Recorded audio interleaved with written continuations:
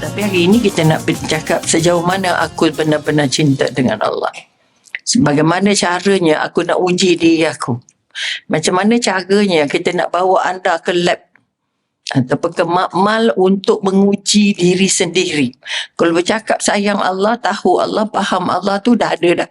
Semua dah tahu. Kita kata buat ini berpahala, buat ini dosa. Ya, kalau sekadar itu saja, kita hanya ada ilmu dan ada kepahaman. Sebenarnya nak buat baik susah. Nak dapat berkat susah. Sebab itu dah solat puluh-puluh tahun jaga saf. Tapi kita masih tak nak jaga saf. Okay, itu antara kedegilan kita. Kita nak duduk ikut kita lah, suka kita lah. Tidak mengambil kira tertibnya ilmu, tertibnya majlis dan tertibnya peraturan Allah. Peraturan Allah itu sangat cantik. Yang dipesan Rasulullah itu merupakan keindahan. Tapi kita tak nak keindahan tu. Kita dah cakap, duduk sebelah tempat kosong, setan akan masuk. Dia tak akan masuk ke kepala punya. Sebab itu kita tak berubah. Bukan Umi suruhkan Umi, dah banyak letih tambah sikit. Okay? Kerana kita belajar ilmu. Kita belajar hari-hari. Tapi ilmu jadi kefahaman, tak jadi keyakinan. Bila tak jadi keyakinan, dia tak jadi habit. Dia tak jadi kelakuan. Macam mana nak bawa jumpa Rasulullah? Kami belajar hadis, kami belajar Quran. Tapi kami tak amal. Macam mana gaya? Itu sebahagian daripada sebab mengapa ilmu kita tak mengubah kita jadi lebih baik. Serupa je. Datang masam, balik masam. Datang sedih, balik sedih. You know? Kemudian keyakinan sama je. Muka terskeping lah macam tu. Sebab muka keyakinan itu berbeza dengan muka yang sangat ada ilmu. Tapi dia tak pakai ilmu. Pakai baju cantik. Cuba beli mahal-mahal. Tapi simpan ni mahal. Pergi masjid pakai yang tak cantik dah lah. Akhirnya tak pakai-pakai pun. Okay? Dia terlupa bahawa jubah ternatakan sumpah dia. Tanya dia depan Allah, kenapa kamu beli tapi kamu tak pakai aku? Okay, kita bukan free. Even though we're free to choose. But you can't be free to answer to Allah. Itu saja. Umi sebut tu bukan kerana Umi.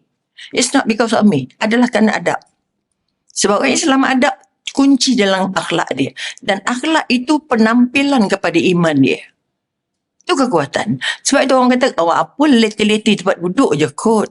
Kerana tempat duduk tu mahal. Sebab itu berdiri betul tu mahal. Kan? Kalau pandang kiblat tapi tak berdiri betul. Jadi duduk tak betul. Sama berdiri tak betul. Okay? Itu kita kalau boleh sebab itu kita nak keyakinan supaya boleh diaplikasi dalam kehidupan. Okay? Itu saja. Kat sekolah dulu kan cikgu suruh tak masih di depan. Tak depan jaga. Contoh. Itu dididik kita supaya biasa dengan adab dalam majlis ilmu. Minta maaf banyak. Jadi minggu sudah kita jadi penampal. Jadi tajuknya kita bercakap masih ajal itu dekat. Betul? Betul ke salah? Okay. Kita rasa-rasa habis ke dok? Rasa lebih kurang habis lah kot dok. Orang tahu dah ajal macam mana apa persediaan dan sebagainya. Rasanya mungkin sudah juga disentuh oleh banyak orang. Tapi hari ini kita nak bercakap sejauh mana aku benar-benar cinta dengan Allah. Bagaimana caranya aku nak uji diri aku. Macam mana caranya kita nak bawa anda ke lab ataupun ke makmal untuk menguji diri sendiri. Kalau bercakap sayang Allah, tahu Allah, faham Allah tu dah ada dah. Semua dah tahu. Kita kata buat ini berpahala, buat ini dosa. Ya, kalau sekadar itu saja, kita hanya ada ilmu dan ada kepahaman. Tapi kita belum ada keyakinan. Sebab itu orang Melayu ulas ataupun buat kesimpulan bahas tanpa patah, tak kenal maka tak cinta. Kita dengan Allah baru kenal, belum cinta. Sebab itu perangai kita sulit untuk berubah. Sebab tanda kita belajar ke masjid ni, tanda kita belajar ilmu bila perangai kita berubah. Kalau perangai tak berubah, datang macam basuh kaki je lah. Kaki tak berubah. Tapi basuh hari-hari. Contoh. Sebab itu sebagai educator lah kita kata. Terjun dalam dunia education. Kalau mendidik tapi tak mengasuh, penat. Okay, mendidik dapat sijil saja. Cikgu sekarang nak bagi dapat markah. Dia tak peduli akhlak. Sebab itu anak kita besar jadi merakam. Sebab kita pun tak kisah akhlak. Yang penting keputusan. Yang penting result. Yang penting datang masjid. Suka kita ke volunteer. Suka kan kena bayar. Betul. Kalau kita orang tak datang macam mana? Betul? Itu pada setengah orang lah. Sebab itu kalau disebut Islamfobia itu bukan saja dia tak suka banyak benda, tetapi dia tak nak ikut peraturan. Okay, ini alah, suka kita lah duduk mana-mana bersama juga. Dapat juga ambil ilmu, dengar juga. Kalau ada pendirian-pendirian itu, tidak mengambil kira keberkahan. Kita datang sama je, datang bagi bagian tapi tak berubah. Okay, cara bercakap tak berubah, cara muka tak berubah, cara bergaul tak berubah. Cara dengan Allah tak berubah. Okay? Ini kekuatan. Maka setakat ini, kita kenal Allah. Tapi sudahkah kita cinta Allah? Ini kekuatan. Auzubillah minasyaitonirrajim. Bismillahirrahmanirrahim. Alhamdulillahirabbil alamin. Salatu wassalamu ala asyrafil anbiya'i wal mursalin wa ala alihi washabihi ajmain. Rabbi shrah li sadri wa yassir li amri wa hlul 'uqdatam min lisani yafqahu qawli. Sekali lagi kita panjatkan kesyukuran kehadirat Ilahi. Alhamdulillahirabbil alamin. Bila kita berada dalam majlis ilmu, mudah-mudahan ilmu ini membantu kita dekat dengan Allah, dekat dengan seluruh ciptaan Allah yang namanya manusia dan juga yang namanya makhluk, yang namanya binatang, yang namanya alam. Kita kadang-kadang alam tu tak masuk dalam kehidupan. Makhluk-makhluk lain pun tak berapa nak masuk dalam kehidupan. Jadi sebenarnya sebagai hamba Allah, kita nak bangun bukan saja kenal Allah, tapi kenal makhluk Allah, kenal kita kata ciptaan-ciptaan Allah, sayang ciptaan-ciptaan Allah, termasuk tanah yang kita pijak hari-hari. Apa niat kita pijak tanah? Kita pijak dengan sombong, kita pijak dengan rakus, kita pijak dengan kotor, kita hina dia. Okay, ini kita akan jawab dengan tanah besok. Sebab itu kita nanti dihimpit tanah. Maka sekali lagi, adab kita berjalan di bumi juga akan ditanya oleh bumi. Kamu berjalan dengan sombong, mari di atas aku, sekarang aku nak himpit engkau jadi lempeng. Supaya kamu rasa bahawa siapa yang berkuasa. Perkara-perkara ini harus diangkat sebagian dari proses kita belajar. I want to be better. Better di mata Allah, better di mata Rasulullah, better di mata anak-anak, better di mata sahabat dan kerabat. Dan kalau boleh kita nak better to everyone. Okay, sebab itu tak sempurna jadi hamba Allah kalau kita tak sayang dengan ciptaan Allah, dengan hamba Allah yang lain. Sebab itu kita kata kita tak cinta lagi. Kita baru kenal je. Kenal orang sebelah, tak kenal pun tak apa. Sebab itu satu sebab kenapa tak nak ubah tempat. Kerana dia duduk sebelah kawan dia. Okay, dia terlupa kawan dia tu bawa dia ke syurga ke tak. Kawan dia tu kenal dia tak di akhirat, di masyar besok. Itu contoh. Oleh itu banyakkan kawan. Jadi ramai orang pergi masjid, kawannya tak bertambah. Sebab dia datang bawa diri, balik diri. Itu pun masalah. Sebab itu ini tempat kita membina ukhuwah. Jadi kalau kena letih-letih itu nasib lah macam mana. Untuk ingat. Untuk diingat dan mengingat. Itu kekuatan. Okay? Supaya kita rasa bahagia.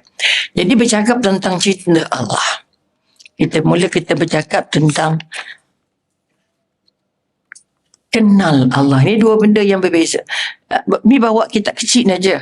Ini kimia kebahagiaan. Ciptanya Imam Ghazali. Jadi bila jumpa, rasa macam cantik pula ulasan-ulasannya yang kalau kita cuba je lah boleh dikongsi atau tidak. Walau macam kecil tapi isinya besar sangat. Kalau tak kena ulas tak jadi. Ada contoh sebab dia menggabungkan antara tauhid dengan tasawuf dengan cara yang sangat blendingnya cantik lah. Kita gitu. Tapi kalau disampaikan juga tak apa cantik, itu kelemahan Umila pula. Nak kena baca 10 kali lah kot. Okay. Jadi differentnya daripada sini 100%. Jadi kalau kita kata apa perkara yang paling penting dalam hidup kita, kita nak jawab apa? Cinta siapa yang kita nak cari dalam dunia ini? Cinta Allah. Jadi kalau sebelum cinta kita nak kenal apa dulu? Kita kenal. Sejauh mana kita kenal Allah? Entahlah. Okay? Kita tak dapat jawab. Lepas itu kita tak dapat jawab. Apa tanda kamu kenal Allah? Apa cara kamu kenal Allah? Apa bukti yang kamu kenal Allah? Ini yang kita nak kena jawab. Sebab itu dalam tasawuf, dia akan urai satu-satu. Kalau kamu nak dapat tauhid, kamu nak tahu Allah, kamu pertama kena kenal. Cara nak kenal itu macam mana? Adakah cukup dengan sifat 20? Adakah cukup dengan Asma Husna? Kita tahu itu sifat-sifat Allah. Tapi sejauh mana sifat-sifat Allah itu kita guna untuk jadi sebahagian daripada sifat-sifat kita.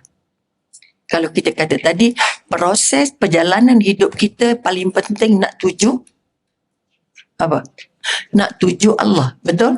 Nak balik jumpa Allah. Maka matlamat hidup paling tinggi dalam kehidupan kita ialah apa dia kata-kata, untuk menjadi hamba Allah, memburu tujuan-tujuan yang terpenting. Apa tujuannya?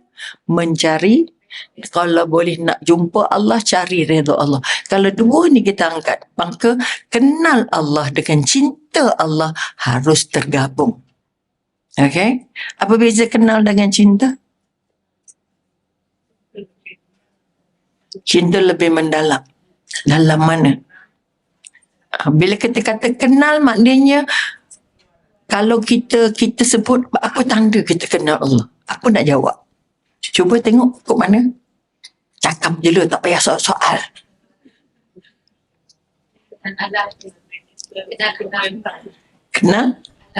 Kenal alam, ya Allah. Syukur Alhamdulillah. Sekalian alam ini miliknya Allah. Berapa sayang kita dengan alam. Berapa bahagia kita dengan alam. Berapa banyak kita jaga alam. Tu tanya balik. Kalau kamu boleh patah-patah je pokok, kamu tak seronok tanam pokok, kamu tak seronok bela apa nak baja pokok. Okay? Kadang-kadang kita lalu kawasan yang tercantik, tapi pokoknya kering. Ini minta pergilah keliling masjid ni. Okay? Kalau kita tengok ada pasu cantik, tapi pokoknya setengah mati. Itu menunjukkan kita belum kenal Allah pun. Sebab saya kata kita dah tak ada gardener, akhirnya tanam pokok ni. Apa sebab? Apa sebab kita tanam pokok ni? Sebab kita tak nak ibadahnya. Ibadahnya apa? Jaga, jigut, baja. Ini tak payah apa-apa, tengok je. Maka hasilnya pun tak dapat apa-apa ni. Because nothing to do with it. Dapat habuk, contoh. Minta maaf lah selalu, bukanlah marah. Saja cerita. Sebab kalau kita kata saya kenal Allah, dari sudut mana kamu kenal? Sebab itu tak ramai orang nak bincang. Jadi kita pun antara tahu dengan tak tahu, antara kenal dengan tak kenal. Pertama kita kata kita kenal alam. Bila kenal alam, apa ada dalam alam? Maka sekarang musim hujan. Banjir. Banjir itu kerja siapa? Kerja Allah. Berapa orang doa? Ya Allah, Tuhanku, sedutlah, keringkanlah cepat-cepat wahai bumi, tolong sedutlah air yang datang ini. Bukan air hujan saja, bukan air sungai saja, tapi air yang keluar dari mata air. Jadi kalau kita baca kisah Nabi Nuh tak ada sungai pun, tak ada laut pun. Okay? Sebab itu apa orang-orang di sana kata, kamu ni gila ke? Mana ada laut? Kau nak buat kapal, nak layar kat mana? Kita bukan ada sungai yang boleh mengalir ke sampan. Tapi buat juga, ni perintahnya Allah, macam mana? Tu dah kata gila lah, itu tak sioman dan sebagainya. Kerana air yang turun, yang jadikan banjir, bukan hanya dari hujan, bukan dari sungai, bukan dari laut, tapi dari mata air di bawah bumi yang keluar tanpa henti, yang keluar tanpa jumlah. Banyak sekali mata air yang Allah jadikan, sehingga terperanjat semuanya. Walaupun tak ada laut, tak ada sungai, tetap banjir. Jadi sama juga banjir-banjir kita di kawasan kita lah. Kita kata sungai, melempah dan sebagainya kan. Tapi itu mahunya Allah. Kalau mahunya Allah, kita tenteram, doa, hajat, solat, minta dengan Allah. Tapi tak dapat dengar, okey jom kita solat hajat untuk mangsa banjir. Jom kita solat hajat, ni banjir nak naik ni. Macam kita sekarang cerita pasal Palestin kan. Berapa orang rasa peka dengan Palestin? Berapa orang rasa seronok nak berdoa tentang Palestin? Berapa orang nak bercakap tentang Palestin? Alah, kita dah tunggu dah, tak payah ambil pusing lah, pening kepala je. Ramai orang bercakap begitu. Okay? Kerana kita terlupa bahawa itu adalah sebagai tanda kita kenal Allah. Mereka itu adalah hamba Allah. Tanah yang Allah duduk tu tanah yang sangat mulia, tanah para nabi semua. Tapi sebab tak tahu sejarah, maka kita tak rasa Palestin tu kita punya. Palestin tu kita berhak pertahankan. Berapa banyak nabi di sana, berapa banyak makam di sana, berapa ramai sahabat yang meninggal di sana. Okay? Ratus, ribu contoh. Tapi sebab tak tahu sejarahnya, kita rasa itu orang Palestin kan kita. Kita tetap makan sedap juga, kita tetap buang juga makanan, kita tetap juga berlebihan, kita tetap juga gelak-gelak. Betul? Nak baca satu surah untuk bagi ke orang Palestin, jarang-jarang, kecuali dia pestanya, ada kumpulannya, ada pergerakannya, contoh. Jadi kalau kita cakap pasal sayang Allah atau kenal Allah, maka ini menandakan kita belum kenal, sebab kita tak rasa mereka tu saudara. Okay? Tak rasa kita saudara yang serupa dengan kita. Mereka kau orang Arab, betul tak?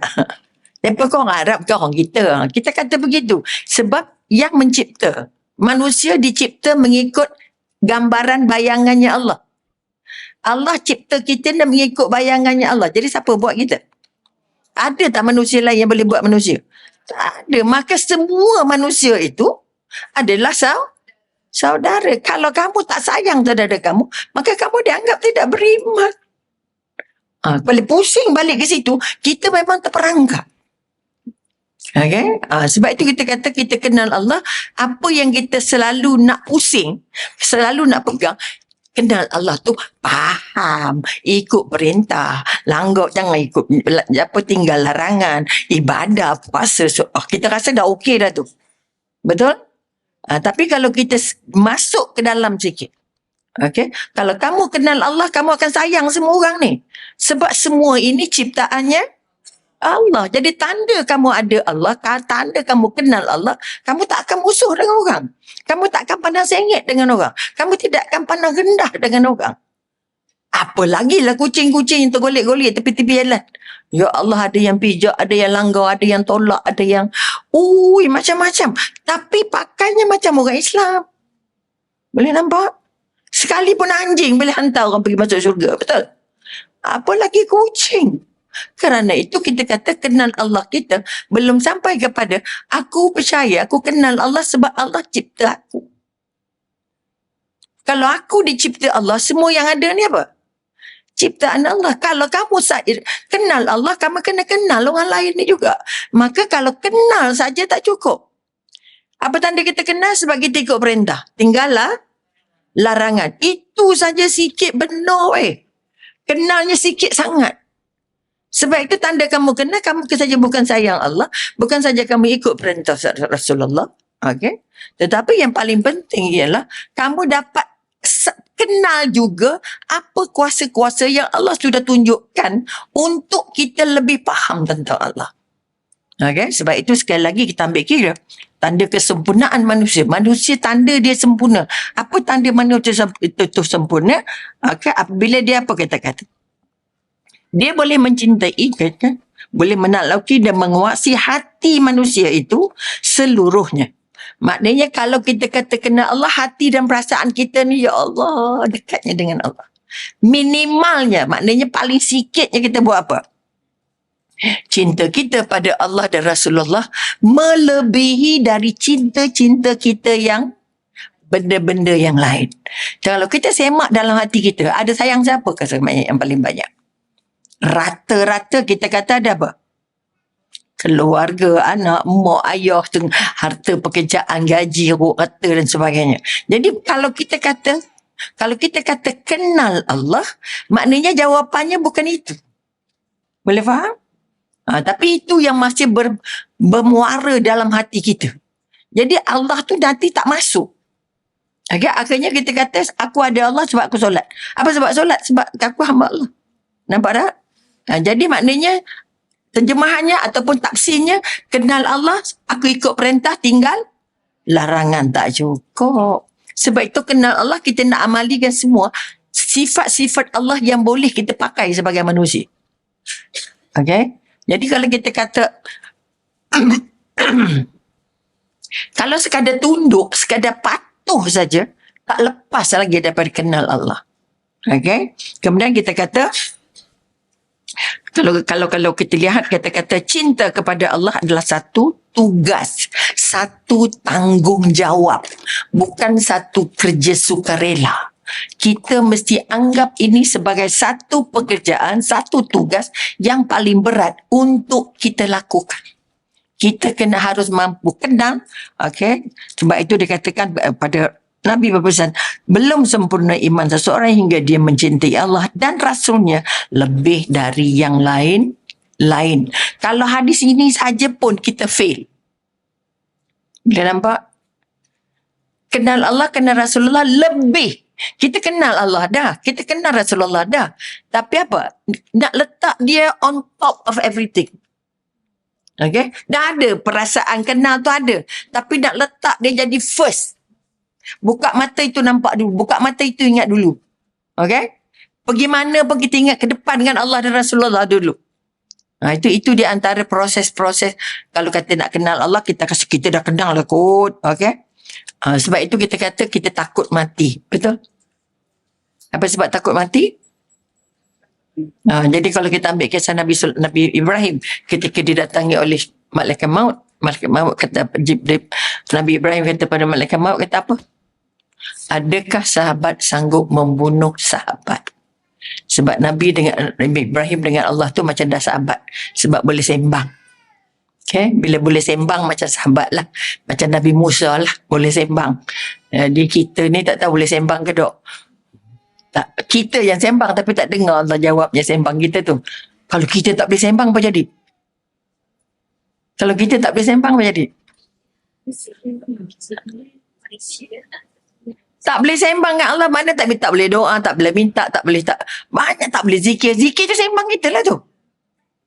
Betul tak? Kita tak dengar, Allah tak jawab. Tapi Nabi Ibrahim, kata-kata bila malaikat maut kata, bila Nabi Ibrahim kata apa? Adakah sahabat nak bunuh sahabat? Okay. Kan dalam tengah sirah dia kata, malaikat maut naik balik jumpa Allah. Ya Allah, Nabi hamba-Mu ini cakap ini ke aku, tapi aku tak tahu nak jawab. Kamu pergi turun balik, tapi kitab ni tak ada. Kitab ni dia terus jawab je.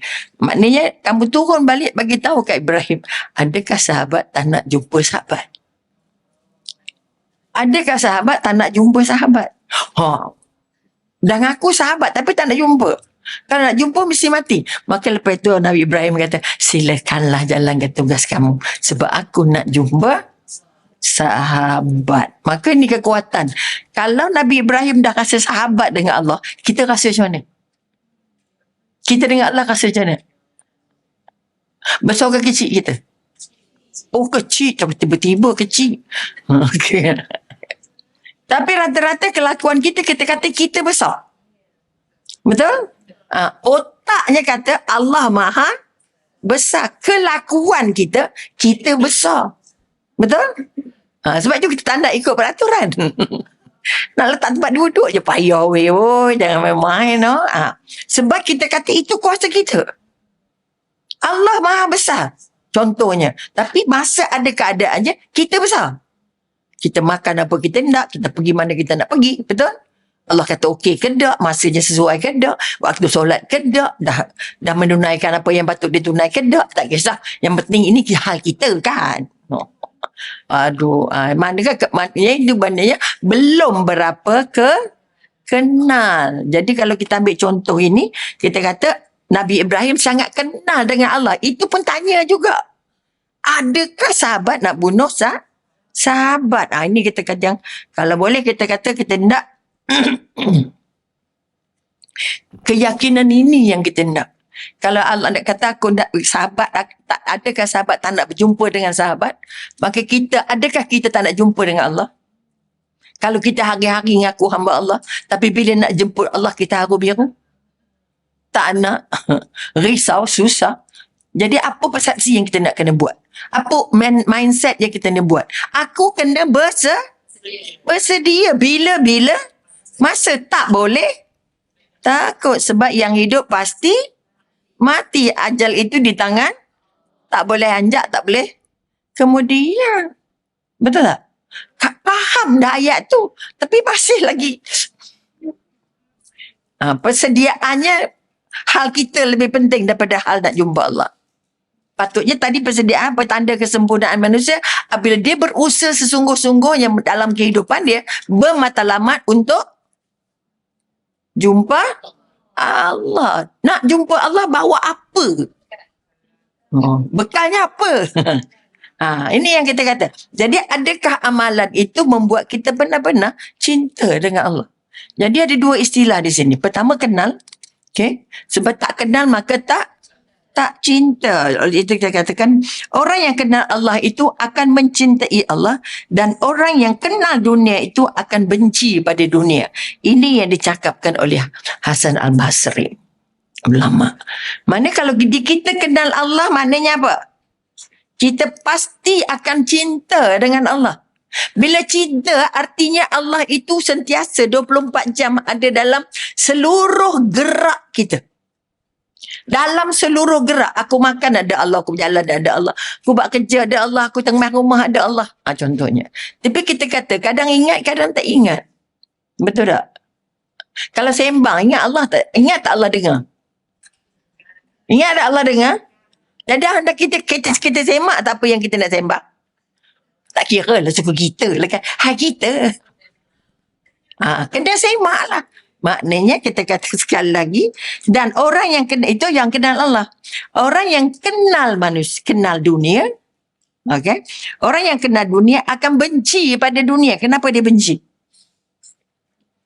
Kita elak tolak dunia gila. Kata kita, betul.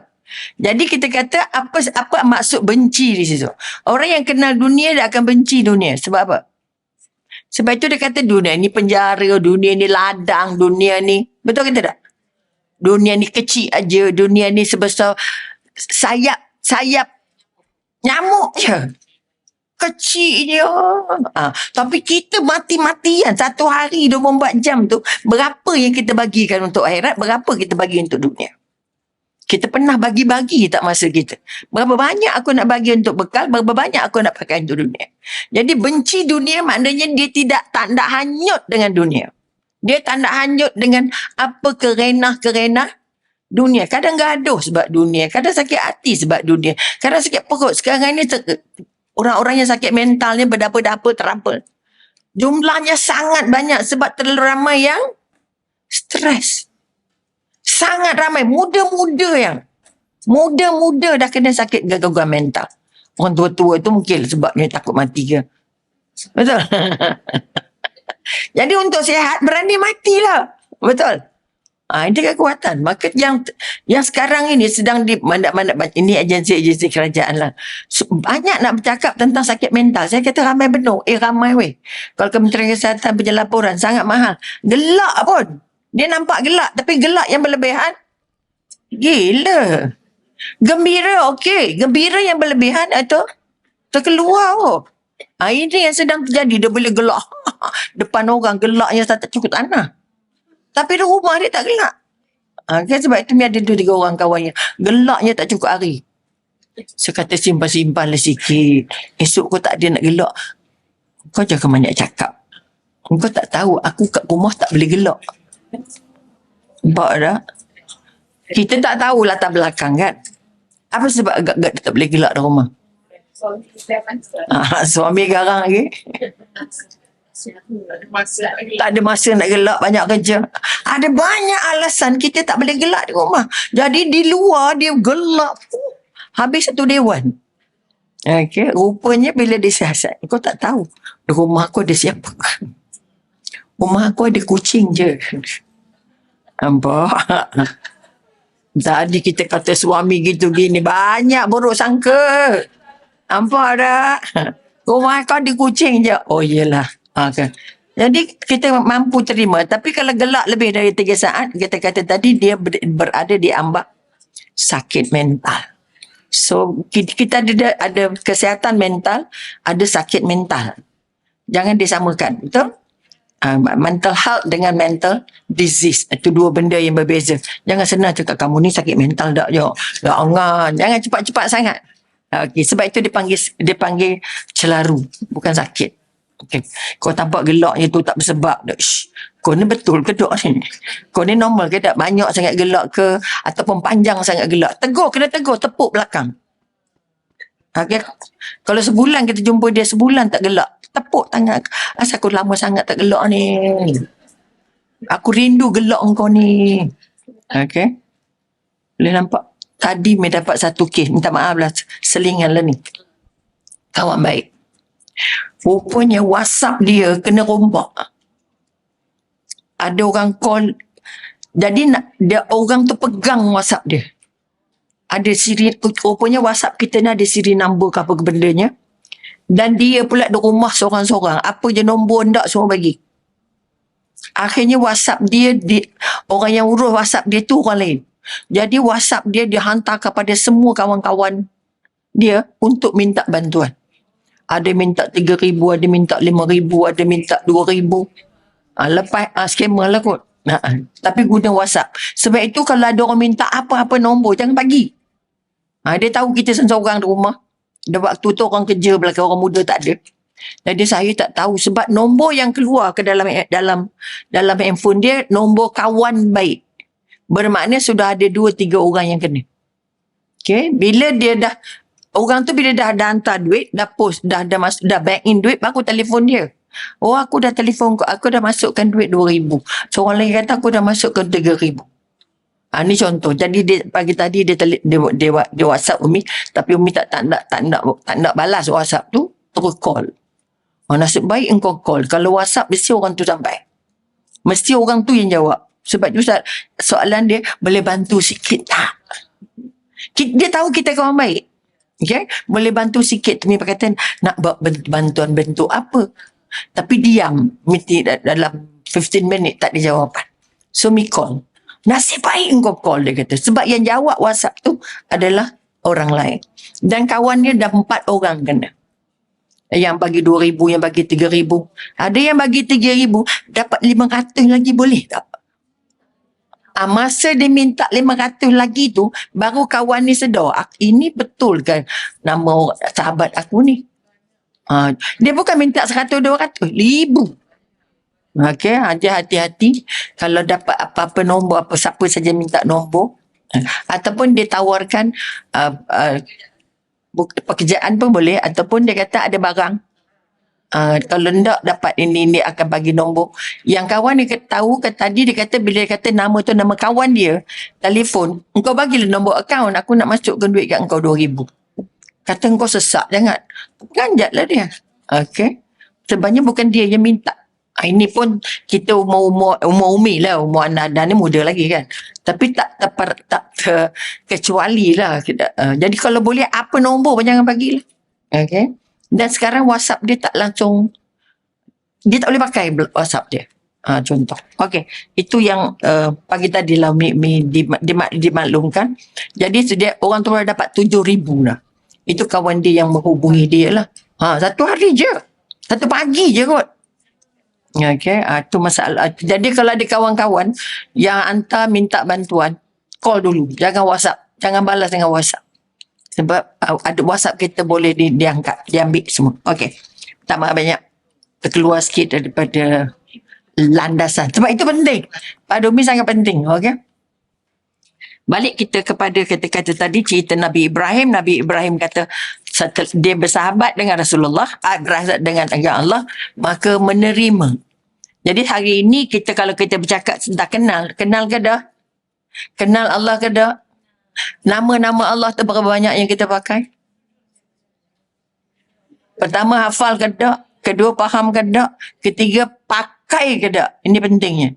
Kerana kalau tak pakai maknanya memang tak kenal. Tak pakai memang tak kenal. Kalau kita kata Allah itu pemurah, kita tak jadi pemurah, tak jadi hamba Allah. Allah itu penyayang, maka kalau kita tak jadi penyayang, ini kita kata tanda sebenarnya, tanya balik. Mana perangai sifat-sifat Allah yang kita pakai untuk dalam hidup kita seharian? Kalau kita tak pakai, kita tahu Allah itu maha mendengar. Kita, apa tadi ada ni, dah lah tu, penat cerita dah ni, kita tak nak dengar, walaupun cerita tu memang tak penting pun pada kita. Tapi cucu bercakap dengan kita, apa sibuk tengah nak ngaji, dia macam warak tu. Nampak tak? Artinya beri perhatian sebab Allah maha mendengar. Yang tak suka berdengar, yang suka pun dengar. Dia yang berbeza, dengar tak beza? Nak dengar juga ke? Sangkut. Kadang-kadang kita perlu dengar untuk tahu. Tapi bukan simpan dalam otak. Dalam memory box tak boleh masuk. Okay? Sebab itu kita kata Allah Maha melihat. Berapa banyak kita bawa Allah Maha melihat dalam hidup kita. Pergi kedai, pergi jalan, pergi masak, pergi mana-mana, pergi dengan kawan dan sebagainya. Jadi sekali lagi, satu daripada tanda kita belum lagi kenal Allah selagi tak ada nama-nama Allah itu yang jadi karakter kita. Kamu kata ada Allah, kamu kata sayang Allah. Kenapa tak pakai perangai ni? Kenapa tak pakai nama-nama yang Allah dah bekalkan? Kalau kamu nak dekat dengan aku, kita nak dekat dengan orang apa? Ingat nama dia, betul? Aku tahu pula rupanya hitam putih coklatnya. Betul? Tahu pula perangainya baik, lembut, santun. Baru jadi kawan baik, betul ke tak? Ada tak kita kawan baik kita yang kita tak kenal perangai dia? Oh, itu kawan baik saya tu. Itu my close friend tu. Oh. Apa yang awak tahu tentang dia? Tahu nama, tahu rumah, lain tak tahu. Belum sahabat. Sayyidina Umar nak melatih mencari saksi pada satu pembunuhan. Dia panggil saksi-saksi, okey berapa lama kamu kenal orang ni? Banyak ni. Tahu tak namanya? Tahu namanya, tahu keluarganya, tahu rumahnya, tahu. Kamu pernah tidur tak ada rumah ni? Tak pernah. Kamu pernah musafir tak dengan dia? Tak. Gugur jawatan untuk jadi saksi. Pernah makan sama, pernah datang rumah, pernah tidur di rumahnya, pernah berjalan dengan kita, baru boleh ngaku sahabat weh. Kak jumpa Falah je minta maaf lah.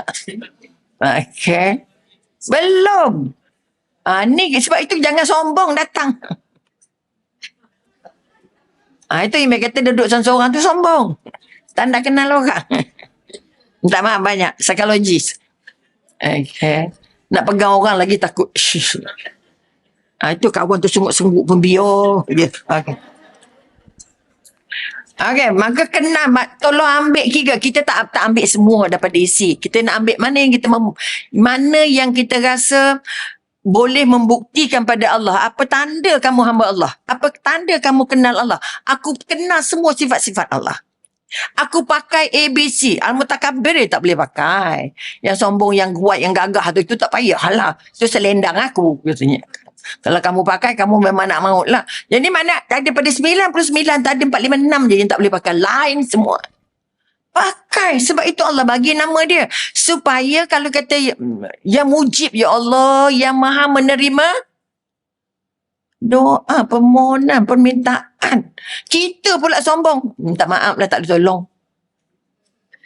Nampak tak? Oh, minta maaf lah, sibuk lah. Tak dapat nolong lain kali kot ya. Nampak tak? Hari ni tak dapat bagi. Lain kali bagi ya. Bagilah RM1. Salahnya. Bukan mati pun. Betul tak? Kalau kita faham yang mujib tu, yang maha menerima apa saja permintaan. Allah tak pernah tolak doa kita. Betul? Maka sekali lagi sama juga kita berdoa. Siapa rasa doanya Allah angkat? Rasa tak? Tak rasa sebab tak sungguh-sungguh. Sebab itu Allah maha mendengar tu tak masuk dalam otak kita. Kalau kita kata Allah maha mendengar, kita nak minta dia, mintalah sesungguh-sungguhnya ni dah. Atas meja tangan wo. Mana aminnya nak Allah nak terima? Betul? Sama juga kita kat rumah lagi lah terima terus. So amin, baca je. Ya. Kita ni amin. Amin pun tak sampai dari hati. Kalau amin keluar hanya dari mulut, tak keluar dari hati, ampun Tuanku. Allah tak layan. Tanda kamu tak kenal aku. Jadi itu cara yang paling mudah. Jadi kalau boleh untuk peringkat kita ni, okay? Pegang mana-mana nampak. Tak kalau boleh mana yang baik sebab tak ada nama Allah tu yang tak baik. Okay? Tolong telan satu-satu. Sekurang-kurangnya kita dapat bukti. Saya pakai ini, sifat ini kerana aku nak dekat denganmu ya Allah. Ya sabur ya Allah, sabar. Tak sabar-sabar sampai tua. Lagi tua lagi tak sabar. Bermakna lagi tak sabar maknanya lagi jauh dengan Allah. Jangan memang sebab itu kita bukan saja belajar Asmaul Husna tu hanya nak faham, nak sebut, nak hafal dah. Boleh buat tak? Allah nak boleh buat. Sebab itu kalau kamu bersahabat baik, kamu nak bagi jiwa raga. Kalau Nabi kata, aku rasa jiran aku ni macam nak kena bagi harta pusaka. Nak jaga jiran tu, bayangkan. Seolah aku rasa bila Jibril keluarkan perintah. Okay? Aku rasa jiran aku ni layak dapat harta pusaka daripada aku. Nak tunjuk how close should be with jiran-jiran contohnya. Kan? Tapi kita ambil indah je. Nampak kereta je. Plate number tahu.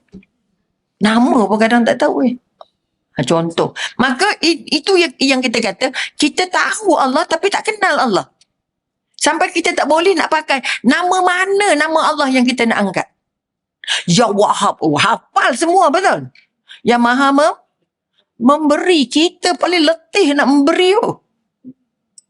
Nak beri doa, nak beri senyum, nak beri pertolongan, nak beri teguran, nak beri salam pun letih. Macam mana kita kata kita kenal Allah? Boleh nampak tak? Jadi ini kerja-kerja individu. Orang lain tak boleh masuk. Kenapa dalam kepala? Umi hanya boleh cerita. Okey, tanda kamu kenal Allah, kamu faham nama-nama Allah, kamu buat nama-nama Allah. Kerana kamu nak paling dekat dengan Allah. Sahabat ikut semua perangai Rasulullah. Sebab nak rasa dekat dengan Rasulullah. Jadi kalau kita kata kita nak jumpa Allah, apa tadi perjuangan paling besar? Perjuangan paling tinggi di dunia seorang hamba Allah, nak jumpa Allah. Tapi tak kenal Allah, tak pakai nama Allah. Apa lesen kita nak pakai ke Allah besok? Macam mana kamu kata kamu hamba aku? Kalau aku jadi kecil dalam hidup kamu. Nama aku kamu tak kisah pun. Kita anak tadika boleh nyanyi besar-besar. Hafal mereka. Tapi tak faham sepatah pun. Okay?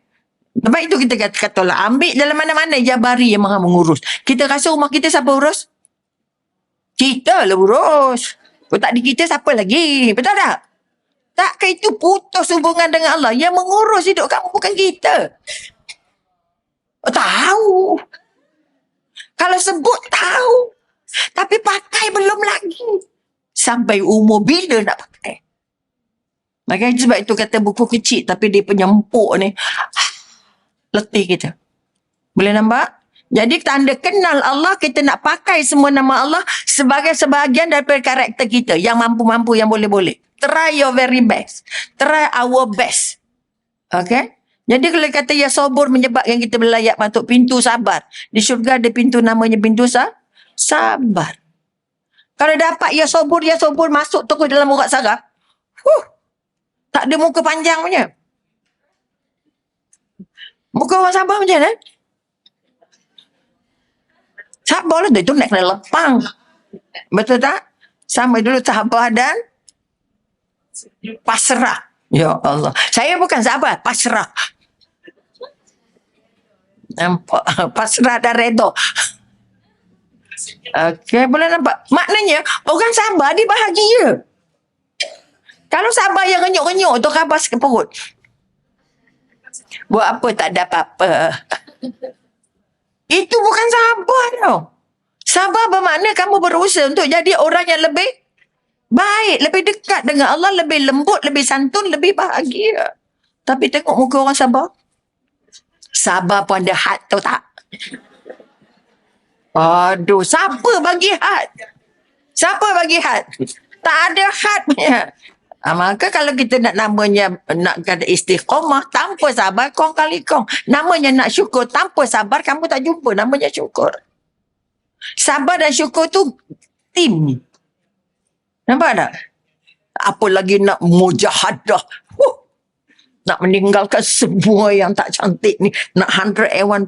Semua tu karakter-karakter yang kita nak bina berpandukan rasa dekat kita dengan Allah. Tapi kita rasa dok. Dengan saudara pun tak berapa dekat. Macam mana nak dekat dengan Allah? Hati-hati tau. Siapa yang tak lekat dengan saudara dia, Allah tak lekat dengan dia. Tak kira lah saudara tu hebat tak hebat, saudara tu alim tak alim, warak tak warak. Tapi we are close. Boleh nampak? Kerana itu darah daging kita. Kita nak esok di akhirat kita kumpul. Betul? Ini tu. Tapi impian kita sampai sana. Sampai ni sini aja, betul? Kita saudara kat Al-Falah je.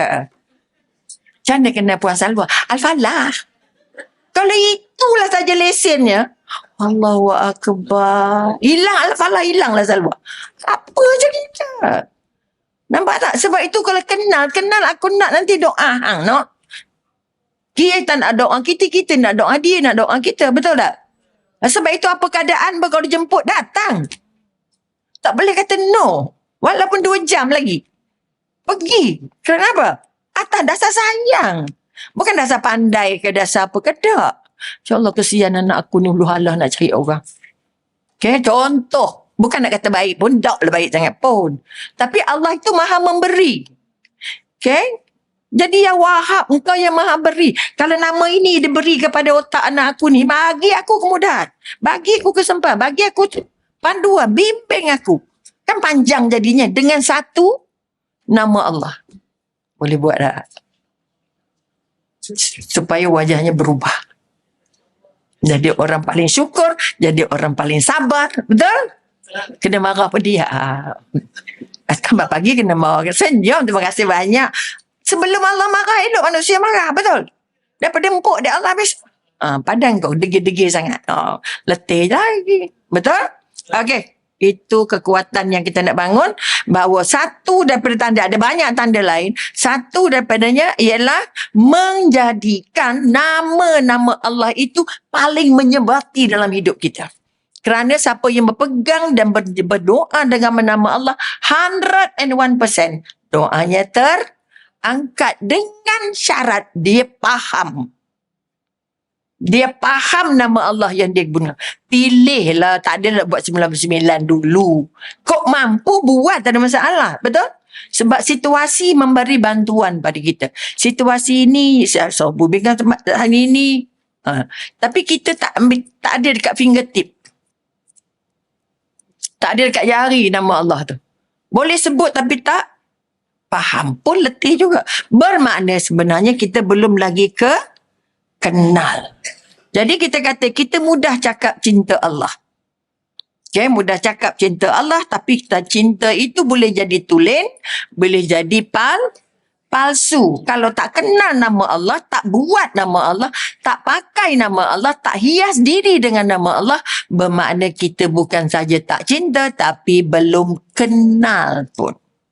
Belum kenal pun dengan Allah. Ini yang kita paling takut. Kita rasa macam Allah kenal kita.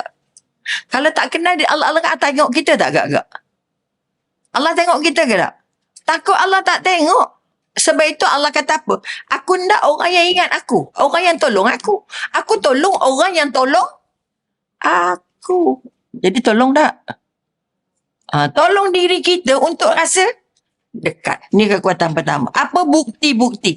Tadi kenal. Lepas kenal baru cinta. Tak kenal maka tak cinta. Jadi kalau kita dapat nama, pakai nama tu, bermakna kita dalam proses bukan nak mengukuhkan kenal tadi. Ini bukan nak ajar balik Asmaul Husna, nak kukuhkan Asmaul Husna tu menjadi darah daging kita. Mengalir dalam darah supaya bila-bila masa nama itu terus lekat dalam kepala. Okey? Jadi maknanya apa saja cabaran yang datang, puk dulu. Puk dulu dengan Allah. Ayat mana? Ayat perkata huruf mana? Apa? Nama mana yang kita nak pakai?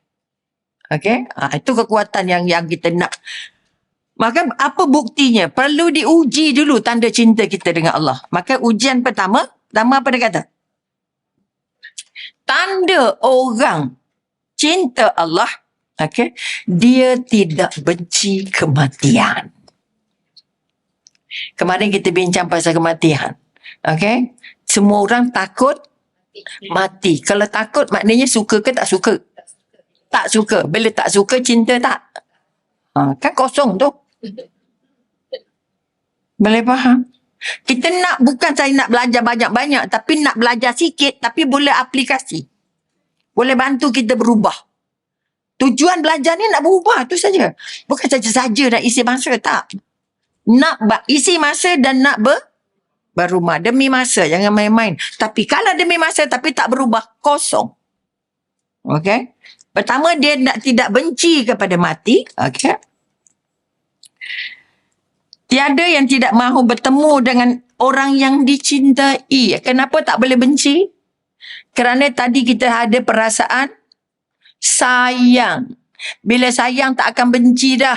Allah bagi dia susah kok mana, Allah jatuhkan dia terlebuk kok mana pun, Allah ambil apa yang dia sayang pun, Allah kecilkan rezeki dia sampai ke mana pun, dia tetap yakin dan percaya Allah sayang dia.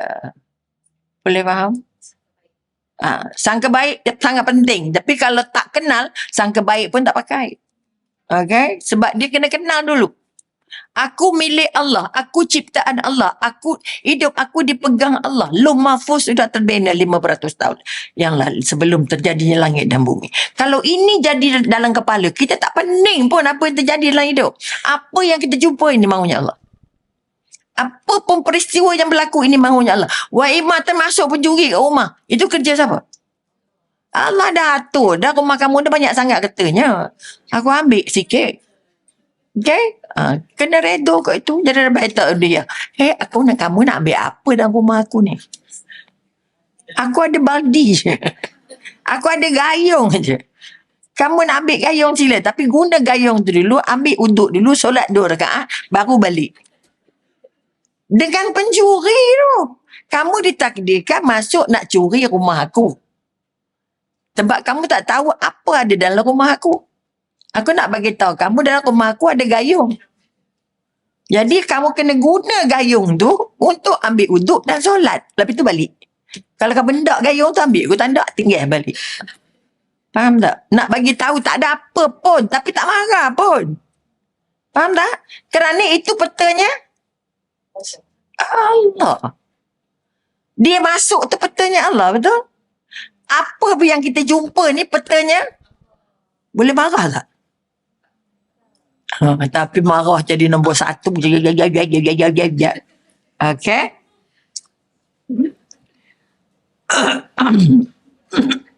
Itu yang pertama. Jadi kita kata orang yang benar-benar cinta dengan Allah, pertama dia tidak benci dengan kematian. Apa cara nak bagi tak benci? Beramal lagi. Artinya terus menyediakan diri untuk buat semua yang Allah suruh. Bantu diri, bantu juga orang lain. Kita mabuk-mabuk bantu diri. Kemarin saya pergi orang kahwin. Minta maaf lah, ini cerita bantu diri. Baru pencen 4 bulan. Okay, kenuri orang besar lah, polis, ketua polis. Kita tumpang sekaki je, bukan polis pun kan. Dia semeja, tapi dia cerita dengan orang sebelah dia. Umi duduk sebelah dia, sebelah sini. Okay, dia orang tu duduk sebelah sana. Tak nampak isterinya kat mana. Entahlah dia datang ke Dian, kita dulu kan. Betul lah dok. Umi baca kat situ je lah. Kalau orang lain nampak, pasal apa lah orang tua tu duduk sebelah polis ni kan. Sebab dia letak ada kursi dua. Dia tak kira siapa di kiri kanan. Nampak tak? Itu cara mengatur tetamu. Dia cerita, saya dah pencen dia rasa lega sangat. Tak payah buat apa-apa. Dah ada pencen, dah ada rumah, dah makan, dah minum. Jaga diri je. Bahagia tak? Kita kata bahagia. Kita dengar macam bahagia. Mi kata kalau ada kemahiran yang macam-macam, dah jadi polis puluh-puluh tahun, takkan tak ada kemahiran. Paling sikit jadi jaga. Gelak dia. Ketua polis jadi jaga. Gila kok. Okay. Kenapa saya perlu kerja, dia kata kan. Saya dah cukup semua. Nak mati besok cukup tak apa yang puan ada. Perlu tak ada yang lain-lain. Perlu tak agak nak tolong orang? Perlu tak agak nak sedekah? Perlu tak agaknya nak jendang orang lain? Oh ya. Nampak tak? Saya kata pengalaman jadi pegawai polis nak tempat gantang benda boleh buat. Okay. Tolonglah peniaga apapun. Saya dah ada pencen. Buat apa peniaga? Ini sikap. Ini dia meja makan je ni. Otak jahat kan? Dia kata apa? Katalah kalau belajar jual goreng pisang lah. Dapat untung RM50. Kita tak andak RM50 tu. Derma kat masjid. Derma kat surau. Derma kat tafiz. Derma kat orang susah. Derma kat ibu tunggal. Derma kat anak yatim. Itu esok ada bekal loh. Sekarang ni bekal pungut sendiri tak cukup. Oh, kita perlu bekal orang lain. Oh lah. Nantilah saya fikirkan. Nampak ada orang kata, saya dah ada rumah, ada kerja, ada apa, ada semua. Saya tak kisah dah, tak ada apa nak fikir dah. Tak berisu dia. Jadi sepada semua orang, walaupun jual kerepek, itu mahal tu. Sebab dia bantu orang, dia dapat duit, dia boleh sedekah. Boleh faham tak? Walaupun dah pencen, kamu tetap ada nyawa, tetap boleh buat kerja, buat pahala. Jangan duduk bersila, mati cepat. Menyusahkan mana anak. Sebab orang yang tak bercakap, maknanya dia di rumah, noneng. Sebab orang perempuan diberikan stok bercakapnya banyak kan. Jadi kalau tak bercakap, dia bisu, nanti dia stres. Jadi stroke. Sebab itu kena keluar. Jadilah sukarelawan pun tak apa, saya kata. Kan tentera-tentera ni banyak kemahiran. Apa, polis-polis ni. Oh ya. Nantilah saya fikirkan. Sebab kita tak cukup cari pahala sendiri. Tak cukup cari modal sendiri. Nak kena bantu orang lain juga. Baru pahalanya besar. Sebab pencen baru. Saya dah lama lah pencen, katakan. Tapi bahagialah juga. Okay? Kalau tuan baru 6 bulan pencen, nanti boring kat rumah. Nak buat apa? Stres oh. Okay. Itu satu kisah di mana orang tak fikir. Tak fikir orang lain. Tak fikir dia nak mati. Tak fikir dia rasa, aku dah cukup semua dah. Oh, lega. Lega tu mati cepat tau. Tak fikir apa. Allah kata, hang lega sangat. Bagi aku rapat ke hang. Tu contoh. Usaha cari orang lah kot. Takkan tak ada pancing-pancing Allah sikit. Dia kata kan. Benda-benda tu yang kita nak cakap. Jangan takut cakap. Kita ni dah sekolah kan. Datang Al-Falah ni dah haus di lantai. Apa yang kita nak bagi? Apa yang kita nak buat? Betul? Okey, jelas. Bermakna kalau kita ada nama-nama Allah tu, kita memang nak memberi. Jadi mukanya, ya Allah, bahagialah mukanya. Jadi kalau muka bahagia, mana hatinya? Tenang, otaknya lapang. Itu saja, bukan nak suruh gelak panjang. Kalau muka tak sepanjang hidup, saya tak usik orang. Okey, ini juga kekuatan. Itu yang pertama. Kita kena uji, kita takut mati ke tidak. Kita benci kematian atau tidak. Kalau benci, nak kena ubah. Macam mana nak bagi suka.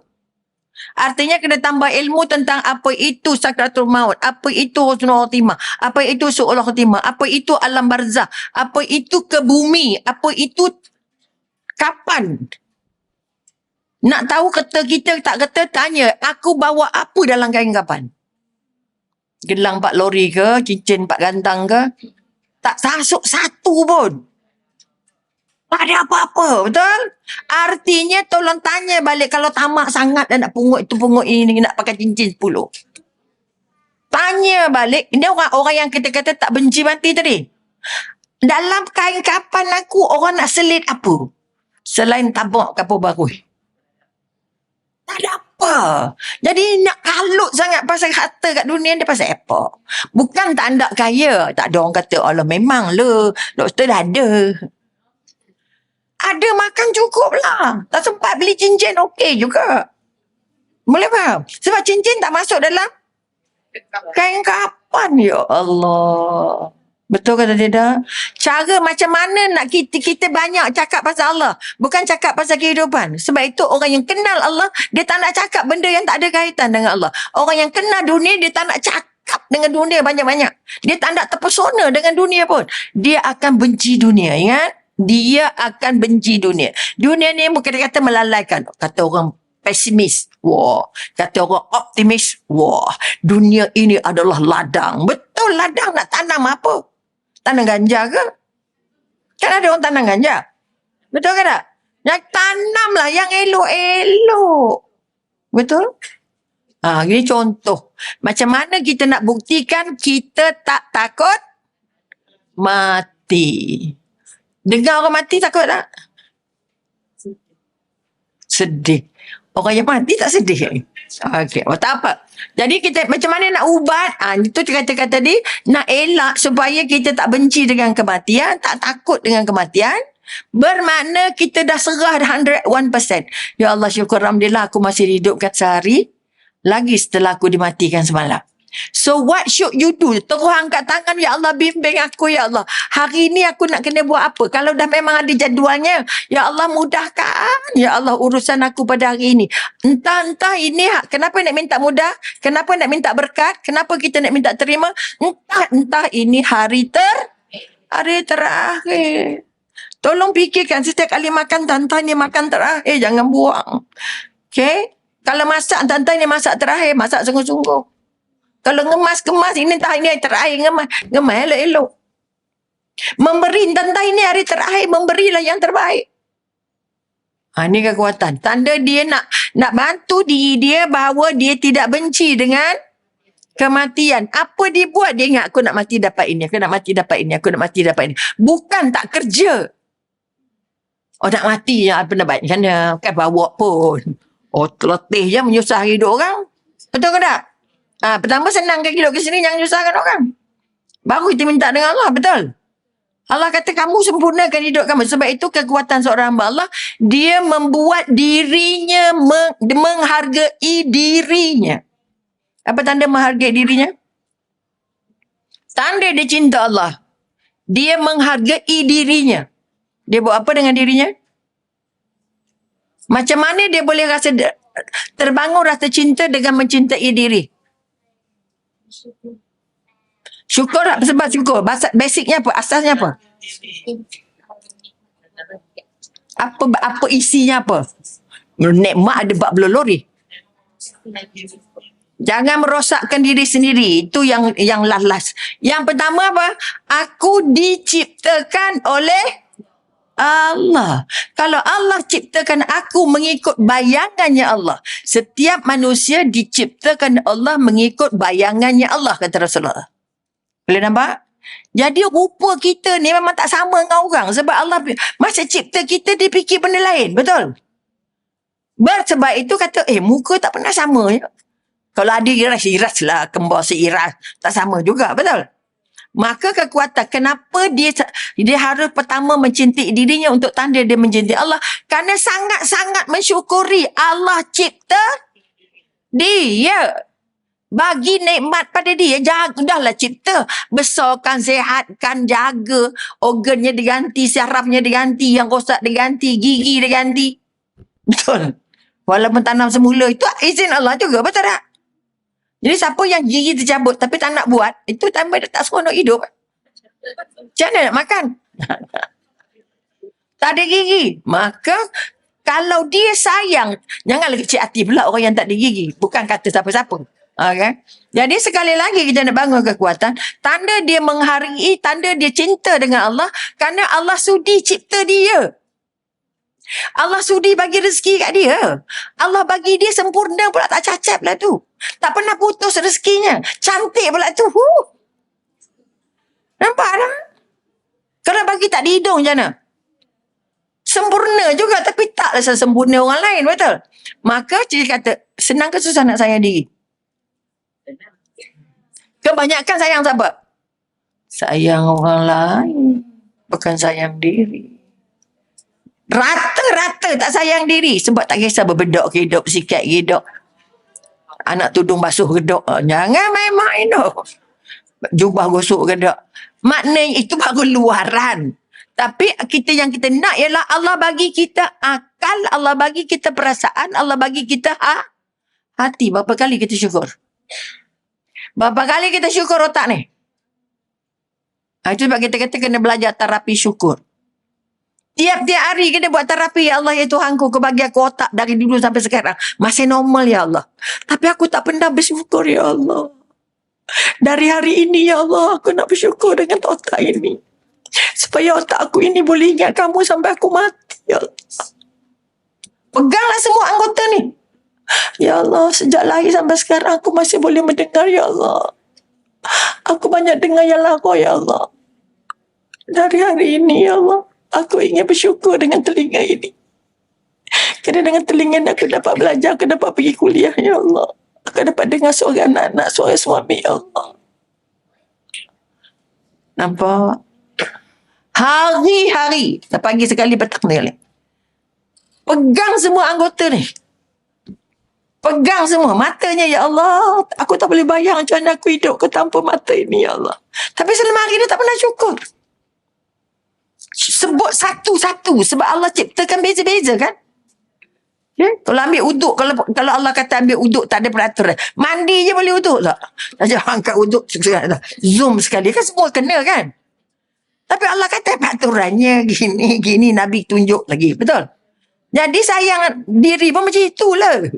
Kalau matanya macam mana nak jaga, kalau telinganya macam nak jaga, mulut nak jaga macam mana, kan asing-asing. Betul?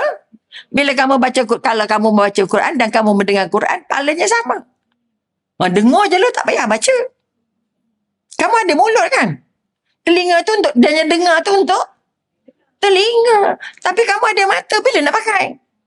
Jangan kata saya dengar je, saya masuk je earphone, wah, sekarang mana saya dengar. Tapi makna mulut tak pakai. Faham tak? Walaupun ustaz kata sama je pahala dapat. Kalau dengar pun, kalau baca pun. Pada kita pun masih nak dengar kan. Budak sekarang ada sumbat telinga semua kan. Jadi sekali-kali jangan tak pastinya salah pula. Jadi sayang diri dulu untuk mensyukuri apa yang Allah bagi. Allah ciptakan tangannya cantik, mulut yang cantik, jantungnya cantik. Ya Allah. Kemarin dia seorang hamba Allah buat open. Ada lagi orang buat belah terbuka ni. Apa? Jantung. Apa dia panggil? Bypass yang pakai buka. Bukan pakai urat ni.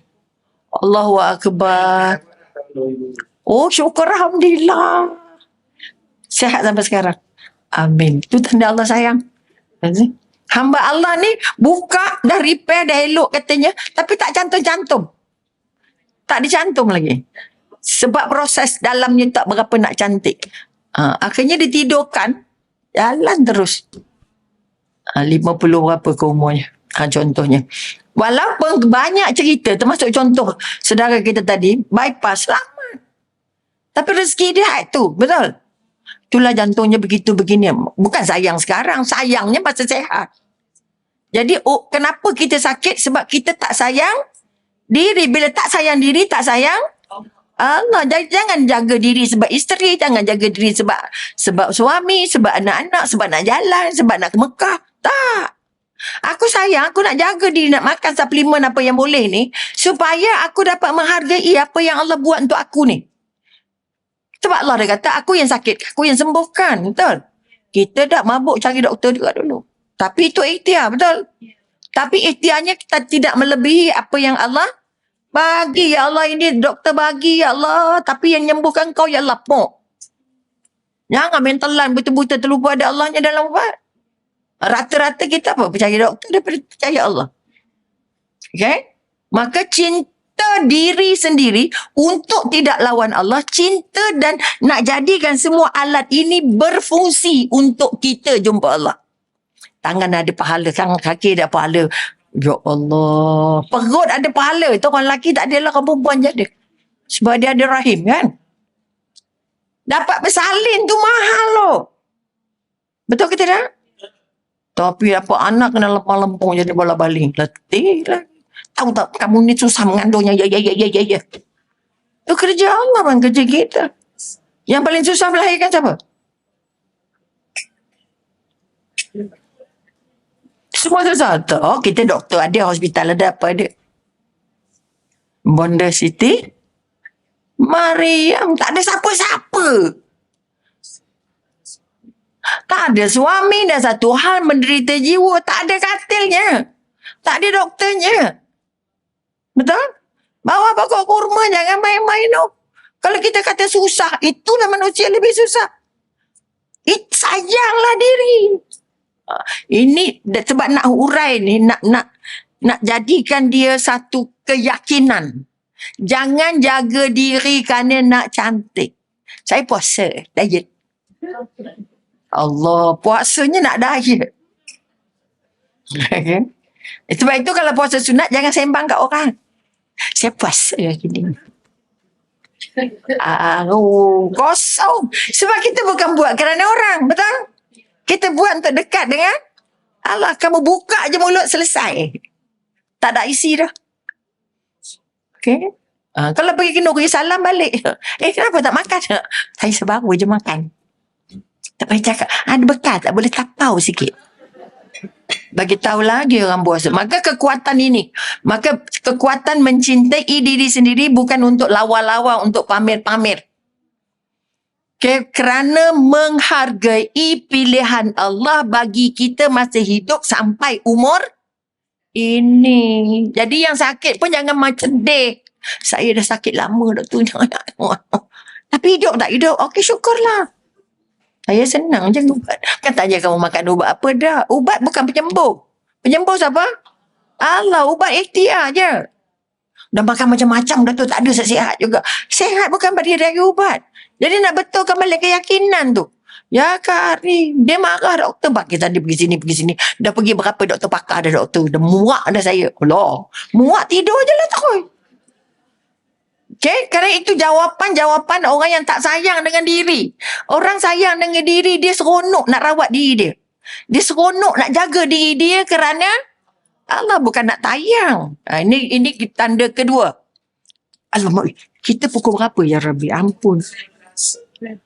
Apa pukul 11? Ya Allah, ampun. Tak lepas habis juga yuk. Okay. Yang ada hal boleh balik sikit. Boleh berangkat tak apa. Umi tak kecil hati punya. Okay, sebab Umi terlupa. Dah okay, boleh ya? Nasib lah. Itu yang kedua. Okay. Tanda cinta Allah, dia sanggup, tadi dah sayang diri. Sayang diri semata-mata kerana Allah. Pakai baju cantik kerana Allah. Jaga kulit kerana, jaga kesihatan kerana. Jangan kata, oh ya awak kalau gemuk tinggal di suami kang. Lah. Kan jadi nak diet sebab nak sayang suami tu. Mi ada jumpa. Okay. Saya pergi ke facial, saya pergi ke fitness, saya pergi ke sana. Suami saya nak saya cantik. Tapi medium je lah. Ramai yang begitu kan. Dia mencari cinta suami sebab dia tak nampak cinta Allah. Oleh itu sekali lagi bangun kekuatan. Tolong sayang diri kita sendiri untuk bawa jumpa Allah. Jangan selekeh depan orang. Tapi tak boleh selekeh juga. Sebab Allah itu indah. Allah itu cantik. Allah itu wangi. Allah nak yang wangi-wangi. Allah nak yang tercantik. Allah nak yang kemas-kemas. Best of the best. Betul? Allah dah tua. Tak payah. Banyak kagak. Jangan bedok juga weh. Okey. Yang ketiga kita katakan. Oh, sikit je lagi. Boleh? Ampun. Okey. Orang yang cinta dengan Allah, okey, dia ada rasa cinta dengan Allah, dia mesti bersedia mengorbankan kehendaknya. Mampu tak? Mengorbankan kehendaknya untuk menurut kehendaknya Allah. Nak pergi orang kahwin ke nak pergi kuliah? Agak-agak lah. Artinya pergi kuliah pun wajib, pergi kawan kahwin pun wajib sebab jemputan, betul? Tapi kita orang lupa kuliah, lambat. No, payah. Pergi nori dululah. Itu pilihan. Okay? Maknanya ada dinner dan ada kuliah, ada forum, katalah. How big is your portion nak bagi jumpa yang Allah punya? Yang kerja agamanya dibandingkan kerja dunianya. Dua-dua penting pada kita. Tapi pada Allah, ada yang penting, ada yang kurang penting. Itu priority. Back to Allah. Priority tak boleh jatuh ke dunia. Priority mesti jatuh ke Allah. Ini kekuatan yang kita nak angkat. Jadi, kalau kata sanggup mengorbankan, tak jadi buat. Okay, sayang duit sebab nak gini. Tapi Allah jemputan nak pergi umrah ni. Tak ada jalan. Ini maksudnya Allah. Artinya kita dapat lakukan yang terbaik untuk Allah daripada melakukan yang terbaik untuk kehendak kita sendiri. Nak renovate rumah. Dapur tak berapa besar. Tapi masak tak berapa rajin. Nak besar dapur buat apa? Betul? Nampak tak? Nak lega. Allah. Berapa lama lagi nak hidup? Dah 70 dah duduk di dapur besar mana lagi? Contoh, itu orang yang macam Umi lah. Tapi kalau orang yang dok lep-lap tu lain cerita lah. Okay. Okay. Itulah. Kemudian sedaya upaya dia akan berusaha menghampirkan dirinya kepada Allah. Sedaya upaya maknanya dalam seluruh gerak hidupnya dia memilih pertama, kalau aku buat ini aku dekat dengan Allah, aku jauh dengan Allah. Dia terus membuat pertimbangan sedaya upaya. Aku nak ada duit RM10, nak derma ke, nak beli makanan ke. Ada nampak ayam goreng kat depan tu, nampak sedap. Ada nampak kuih ke, kerepek ke, keropok ke. Nak masuk tabung Al-Falah kan, nak masuk tabung kerepek ke depan. Contoh. Duitnya satu je. Nampak tak? Takut juga nak buat pengorbanan. Kerana ini menyebabkan kita akhirnya tak rasa dekat dengan Allah. Tak seronok nak memilih pilihannya Allah. Sebab itu sekarang tengah Palestin. Tolong murah-murah lah. Ada je tabung tala. Berapa-berapa tak kira sebab Allah tak kira jumlah. Tapi janganlah RM1. Okay. Duit envelope tak cukup. Okay. Yang kedua dia kata, pertama tadi dia kata dia sedaya upaya. Kemudian dia membenci kepada apa saja yang menjauhkan dirinya dengan Allah. Apa sahaja.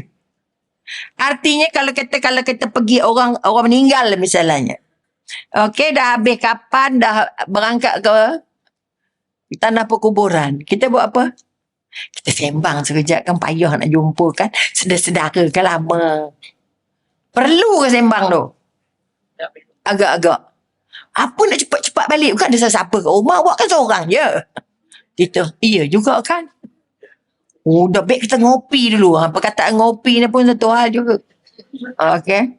Jom kita ngeteh, jom kita ngopi. Ya Rabbi, ya Karim. Jadi pilihan-pilihan ngopi dan ngeteh. Ini nak jaga sahabat yang main-main. Tapi Allah tak jaga. Okay? Ini kekuatan. Kadang-kadang waktu duha kita rosak. Asar kita lambat. Zuhur kita pecah. Nampak tak? Isya kita lambat. Maknanya Isya tak ada masalah sangat lah. Maknanya boleh panjang kan. Maghrib kita. Jadi sekali lagi, dia sangat benci dengan apa yang boleh membuat. Benci artinya apa? Cuba elak sepenuhnya. Jangan fikir anda orang kata apa macam warak sangat pula. Kan takut orang kata, betul? Takut orang kata. Sekarang nak kena buang takut orang kata. Takut orang tengok. Tak payah orang tengok.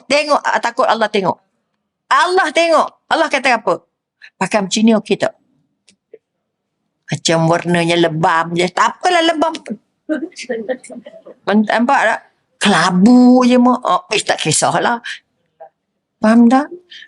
Maka ketiga kita kata, bila dia masih buat dosa, walaupun ada cinta kepada Allah, bermakna cintanya kepada Allah belum sepenuh hati. Artinya kita kata dah, saya cinta Allah. Tapi dalam cinta Allah tu terselit cinta-cinta lain. Cinta anak, cinta rumah, cinta kereta, cinta sebanyak-banyak benda lah. Ini nak buktikan pada kita, okay, bahawa cinta kita yang sebenarnya belum lagi sempurna. Belum lagi sempurna. Sebab Iblis nak suruh kita sayang benda lain. Sangat diuji. Ini yang kita masalah. Cinta anak, cinta mak mentua, bersuami dan sebagainya. Maka balik tanya pada diri. Kalau aku cinta Allah, maka aku mesti bangun subuhnya pukul berapa. Aku bangun malamnya pukul berapa. Okay, sebab itu kita kata bangun malam tu sangat mahal. Apa sebab? Masanya sangat kritikal. Tapi Allah dah bagi kita umur 60 ni senang jaga. Betul? Nak pergi tandas lah, itulah, gini lah, gila. Maka itu kita ambil kesempatan. Kenapa Allah bagi jaga pukul 2? Nak sungguh? Tajuk lah. Dulu dia orang kat alih tu, boom lah balik. Tak kisahlah berapa pun. Tapi Allah lambat lagi. Pukul 4 padik kok. Pukul 5 pas sempat lagi. Bungkang lagi dulu. Memang tersangkut lah. Contoh. Kita kadang-kadang apa yang Allah bagi pada kita tak cantik, sebenarnya cantik untuk kita. Boleh nampak? Jelas kekuatan-kekuatan.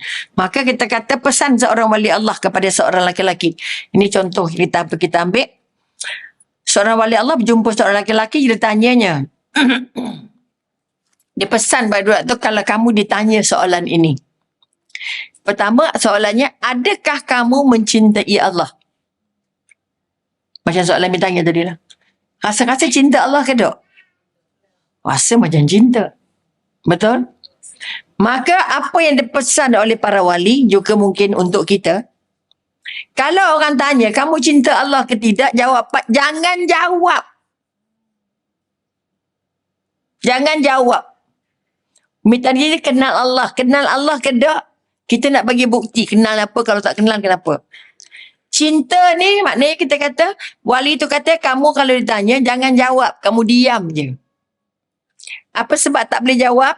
Kalau kamu jawab tak cinta, okay, kamu jatuh kufur.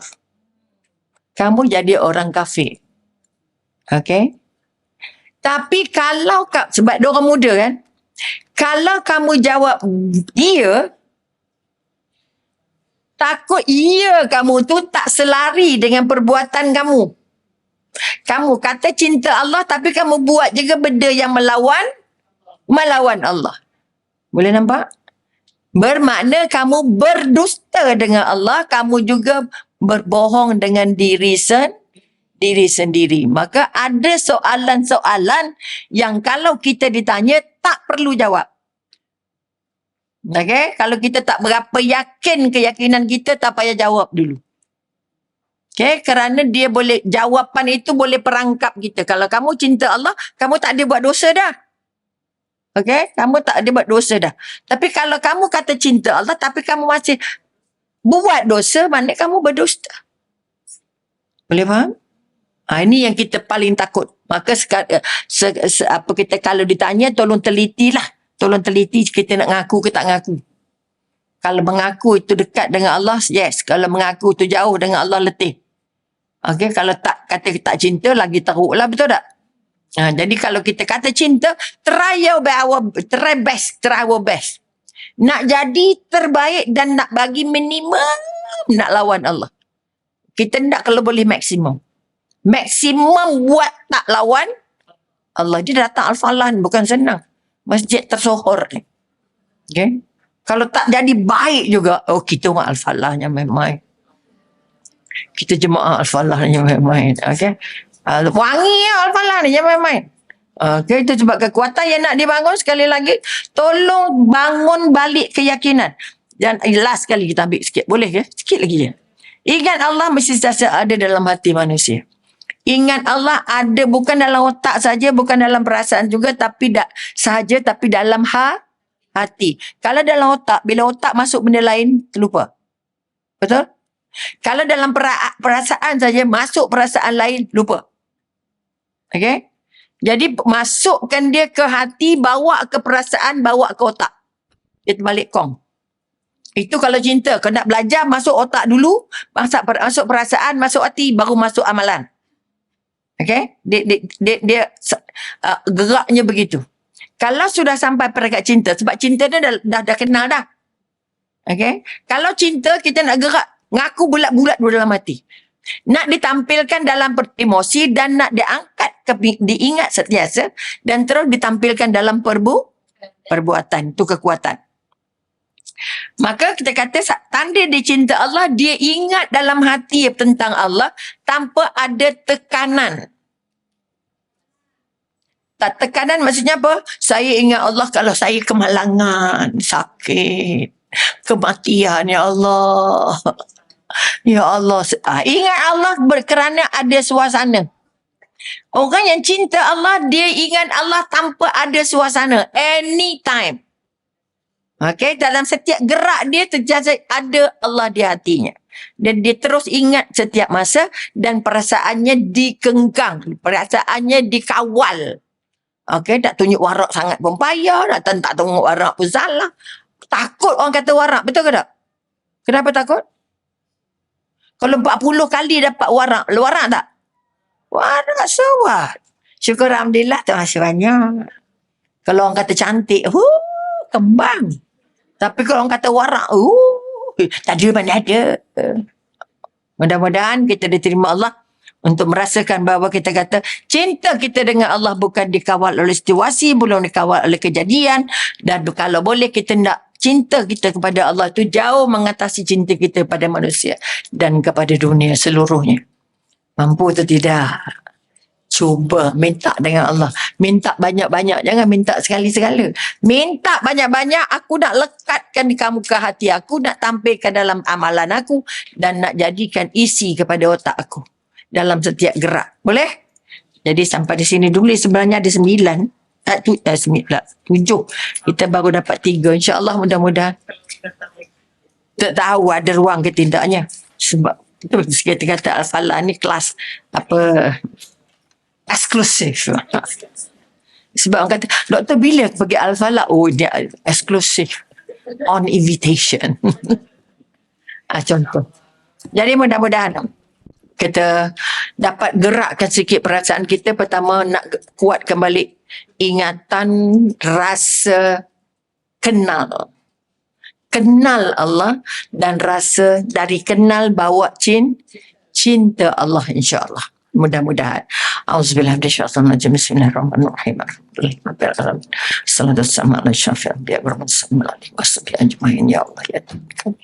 Ya Allah yang Maha mendengar. Ya Allah pencipta kami, ya Allah. Ya Allah yang memegang ubun-ubun kami, ya Allah.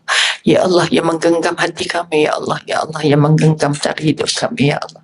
Perjalanan hidup kami dan umur kami, ya Allah. Hari ini kami berkatakan bagaimana meningkatkan rasa rindu kepadamu, ya Allah. Rasa dekat kepadamu, ya Allah. Rasa mengenalimu, ya Allah. Tanpa campur tanganmu kami tak mampu untuk menghidupkan semua perasaan ini, ya Allah. Maka sekali lagi, ya Allah, pandanglah kami dengan wajah belas kasihan. Tumbuhkanlah di hati dan perasaan dan pikiran kami, ya Allah. Engkau Maha berkuasa. Engkau Maha pengasih, Maha penyayang. Engkau inginkan kami jadi baik, ya Allah. Maka terima semua taubat kami, ya Allah. Bimbing kami dan setiap urusan kami, ya Allah. Izinkan dengan umur kami yang tersisa ini, ya Allah, untuk terus kalut untuk mencari ilmu. Bukan kalut untuk mencari dunia, ya Allah. Ya Allah, jangan jadikan kami hamba dunia. Jadikan kami sebagai hamba-Mu yang Kau redai, ya Allah. Ya Allah, ya Tuhan kami, berkati umur-umur yang tersisa, ya Allah. Berkat kami kesehatan-kesehatan yang tersisa, ya Allah. Jadikan kami sehat untuk menambah ilmu, ya Allah. Kami nak berubah, ya Allah, merasa dekat denganmu, merasa rindu denganmu, ya Allah. Ya Allah, ya Tuhan kami yang Maha mendengar, yang Maha dekat, yang Maha menerima permohonan, yang Maha menerima taubat. Bimbing kami, ya Allah. Kau pilih kami sampai ke sini. Mudah-mudahan pilih kami untuk menjumpa kasih. Kami merindui baginda, ya Allah. Kami mengharap pertemuan dengan baginda untuk layak masuk ke syurga-Mu. Kami ingin mendatang wajah-Mu, ya Allah. Maka izinkan kami menyuburkan rasa cinta kami kepada-Mu. Bila-bila masa umur tersisa ini, ya Allah, dengan biarkan kami leka hingga umur kami terbuang sia-sia, ya Allah. Ya Allah, kasihani kami, ya Allah.